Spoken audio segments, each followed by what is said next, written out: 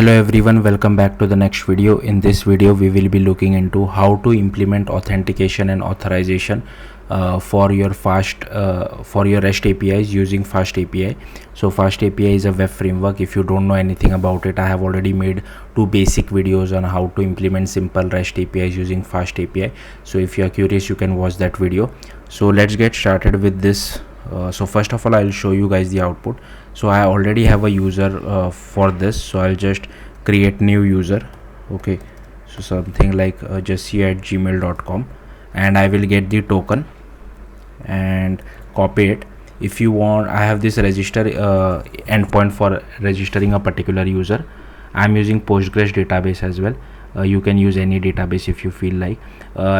Just to make your life easier, like if you go, search for Neon Tech on Google, you will can register on Neon Tech. Again, they are not sponsoring this video or anything. They just have a free tier for Postgres database without credit card or debit card registration, so you can use that. Again, CockroachDB is also, I think, provides free tier for of Postgres database. So if you want to quickly set up Postgres, you can use those services. Then for login also, here I can just enter the same email ID. So I'll just enter jessie@gmail.com, and here also you will get the token. Now if you want to, so each user will able to create a node, and for creating a node you need to pass the token. So I'll just pass the token over here for my user, and each node takes a title, and if I just enter the title, here you can see this title was created for user ID 4 and the ID of our node is 2. Similarly, if I want to fetch that particular node, if I want to get all the nodes for this user, now I won't update. So this is the access token of some other user. If I just click on send, I won't be able to see nodes of Jessie because the access token is of some other user. So JWT token, I mean. So I'll just copy this JWT token of Jessie, and if I just paste it over here, I am able to see my node. Similarly, if you remember, the node ID was 2, but I'll purposefully keep it as 1 just to see if I am able to access node ID 1. So here you can see I'm not able to access it. If I keep it as 2 and if I click on send, here you can see I'm able to access it. Similarly, if you want to update the node, you can do the same. So I'll just update the token as well. Okay, and here inside body you can enter some new any title which you feel like. So currently our title is first, so I'll just quickly enter this some new title. If I again go back to my get request, here you can see the title was updated. And similarly for delete as well, I'll just update the ID to 2, and here again we'll have to update the token as well. So I'll just do Ctrl A, Ctrl C, Ctrl A, Ctrl V, and here you can see node deleted successfully. Now if I try to access the same node, I get null. So yeah, let's see how to do this. So first you will have to create one directory. You can name it whatever you feel like. I have named it as third. Next you will have to open your terminal, cd to the directory which you have created or folder. Then you will have to run this command first. So this will create virtual environment. Then you will have to run this command, so this will activate the virtual environment. Then run this command, this will install the FastAPI web framework for creating REST APIs. Then run this command, this is a web server for FastAPI UVCon. Then given that I'm using Postgres database, we will have to use SQL Alchemy as well as Async PG. So this version 2 of SQL Alchemy has Async built into it. So install this, and next I have to install this. Make sure while installing SQL Alchemy you add this single quotes as well. Similarly for UVCon, because if I remove this single quote and directly do pip install SQL Alchemy bracket async IO, it is not working on my Mac. Maybe it will work on Windows, so just be careful. Make sure you add this single quote and double quote as well. Next, here pip install async PG, which is a driver for Postgres database. Then I'm also using JWT token for creating our tokens. Then for hashing password I'm using bcrypt, so you can install that as well. And then do pip phrase requirements.txt, so you will get this file. The first file which we will have to create is db-db.py. So here you can add all these imports, and here you will have to enter the URL of your Postgres database. Now this will remain same. Don't forget to add this plus async pg. This is important. This should be your username, this should be your password, this would be your domain name dot whatever is your complete domain name, and this should be your database name. And here don't write ssl underscore mode or ssl mode. It only requires ssl equal to require, otherwise you will again face issue. Once you create this file, next you will have to create models.py, and here as you can see I'm importing base, then I'm importing mapped column, relationship as well as foreign key. So I have this user table, and the table name is users. It has an ID which is a primary key, email and password as well, and we are mapping nodes to particular user, so that's why I have done this. And here we are just writing this so that the user detail is in a better format. Next, similarly for nodes, the table name is nodes, and here I have named it as note, but you can name it nodes as well, or whatever you feel like. ID is primary key, and it just takes a title, and the user ID is the foreign key for each particular node. And here again we are mapping our users to nodes, and again this is like a boilerplate code which you have to write. Okay, once that is done, go to schemas.py, and here I have created 4 classes. So one for user models. I don't think I'm using this, but yeah, if you want, this is for user create model. So whenever you are creating a user, we expect an email and password, right? And then nodes model. So whenever we are getting a node or list of nodes, we expect that particular node to have ID, title, user ID, and this again is boilerplate code. And for node create model, we only expect the title, because the ID is primary key, and the user ID we will get it from our JWT token. So while creating our JWT token, the user ID will be embedded inside that JWT token, and once the user pass JWT to us, we will just decrypt it and get the user ID from that. Okay, so next is this class called crud.py. So here I'm importing user and nodes. Then I just add all these imports. I have created a class called crud. First is the registration of user. So we will get this session from our API file, which I will show you shortly. Okay, so this is like common. So if you see all the methods, this first line is common. Then here we want to first check whether a user with the same email ID already exists or not. So that's what I'm doing. And if there is a DB user, then I'm raising an exception. Otherwise I'm creating I'm like hash of his password, and then getting that particular password in string format.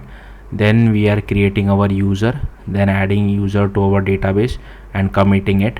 And then here as you can see, we are passing the created users ID inside our JWT token while encoding. And here so this is a secret key. Instead of secret, you can write any string, like this should be super long string, but just for convenience sake I have kept it simple. But this should be super long string, and it can be anything. Okay, and you should not reveal this, just should be inside your environment variables or something.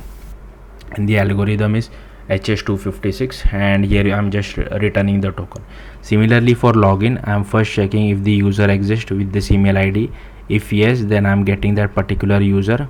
Then I'm checking if the user exists as well as the password matches or not, like the user provided password and the encrypted password which we have inside our database. So I'm just checking that, and if yes, then we encode the user's ID inside our JWT using the same code which we had inside the registration, and returning the token. Otherwise we are throwing an HTTP exception.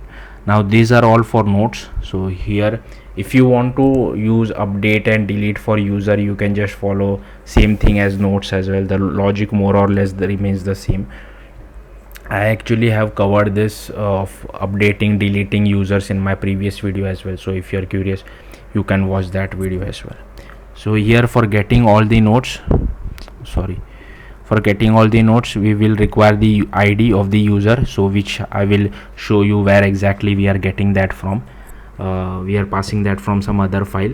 So once we get the id, we select all the nodes where node.userid is equal to the id which is present inside our JWT, and then we just return it back.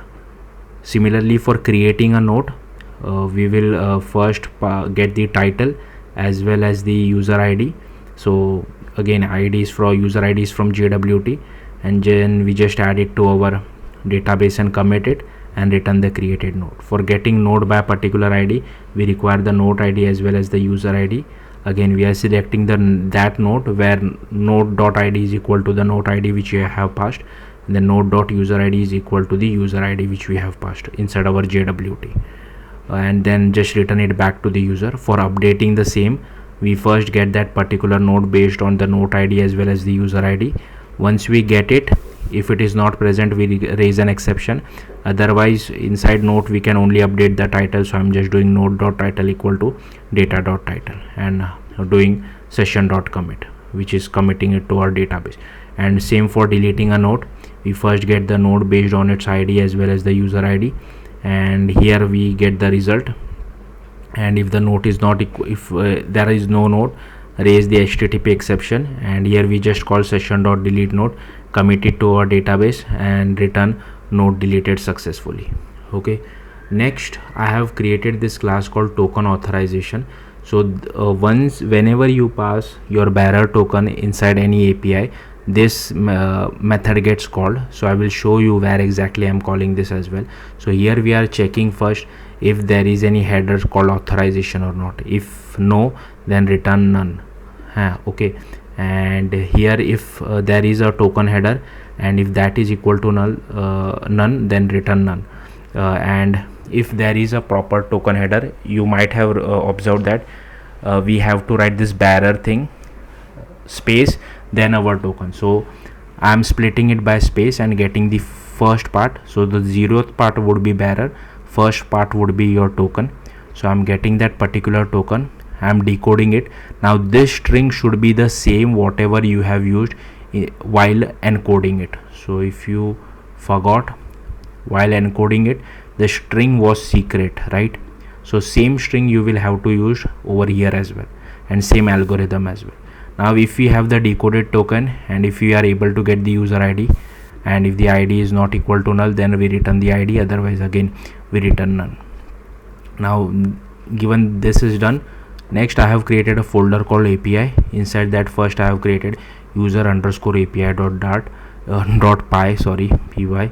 Again you can add all this import. We are creating a router of FastAPI router like a variable, then a sync session maker, and we are creating an object of our CRUD class which we had created inside CRUD.py.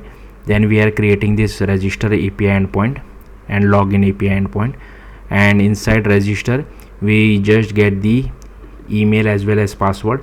If you remember, we had created this class user create model inside schemas.py.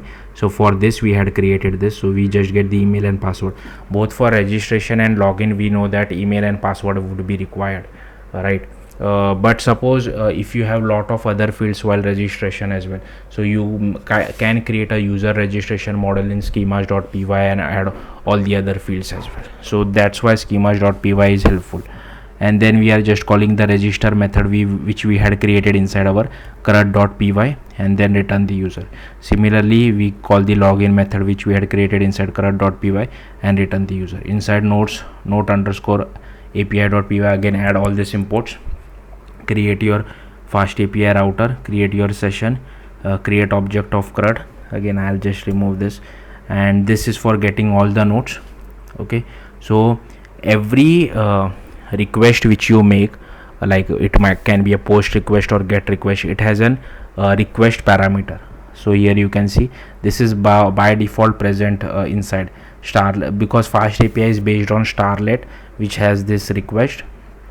So here as you can see, I am just calling get user which we had created inside token authorization, and it takes the request. So I'm passing that particular request which will help us to fetch the user id, and if the user id is none, we raise an exception. Otherwise we pass it to get all nodes method which we had created inside our CRUD.py class. Similarly over here for post nodes, we need by default request is automatically present, but we also need to pass the node create model from the API. And if you remember, the node create model is only the title object, right? And if you see over here, we are already passing the title variable. So here again we are getting the user, and if the ID is none, we raise an exception. Otherwise we pass the title, node title, as well as the user ID, and call the create node method which we had created inside CRUD.py and return the node. Similarly, for getting a node by a particular node ID, we first get the user ID. If it is none, raise exception.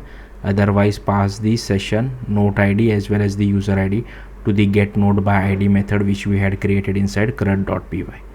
And similarly for patch, we get a we patch a node by its node ID. So first we get the user ID, and then we just pass the session node ID as well as the whatever is the new data. So for updating or patching a node, you require the user will send the updated data, right? So that would be present inside node create model. You can name this as node update model as well. You can create a new class inside schemas.py and name it as node update model, but given that node create model, node update model will be similar, that's why I'm using the same class. And we are also passing the user ID and just calling the update node method which is present inside CRUD.py. Similarly for deleting a node, here I am passing the node ID. First we get the user ID, and then we just pass the session node ID as well as the user ID, and call the delete node method which is present inside CRUD.py. Now you will have to go to main.py, and here if you want need SQL queries for creating table inside your Postgres, so you can just copy paste this SQL queries. This is for users and this is for nodes. Then here we are just importing our FastAPI, UVCon, CORS middleware, user API as well as node API. Just here we are instantiating our FastAPI. Now here this doesn't mean that our server is running on localhost 3000. Our server is running on localhost 8000. This only means that if a web app or a front end is located on localhost 3000, it would be able to access our backend. So yeah, it's for this. If your front end is located on some other domain, you can add that origin as well. Given that it is an array, you can add multiple entries. Then here we are just adding our app.add middleware so that anyone can access our API endpoints, whatever you have allowed in the origins, and the allowed methods are star and allowed headers are star as well. And here we are including our user APIs router as well as node APIs router inside the include router method of our FastAPI. And here we are just starting our server. So I think that's it. I hope I have shown you all the methods. I've shown you all this, shown you this CRUD, I have shown you DB, I have shown you main.py, I have shown you models, I have shown you, and schemas.py I also have shown you. Nodes I think I have shown you, yes. And this is for users.py. So yeah, that's it. Thank you for watching. Bye.